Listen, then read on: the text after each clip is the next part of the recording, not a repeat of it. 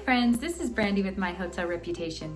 Have you ever renovated or rebranded or changed ownership on a hotel, and then you were wondering how to remove the reviews prior to the date of the renovation or rebranding?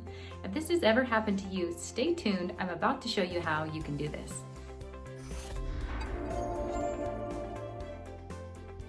Start by going to TripAdvisor.com.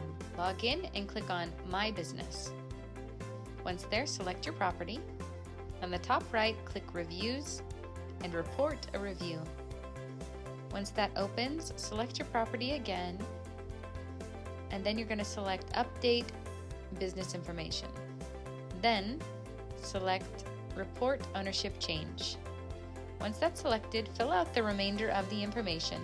You will need to upload something from the Secretary of State or something with regards to your ownership change. Once that's submitted, you can then wait for TripAdvisor to respond.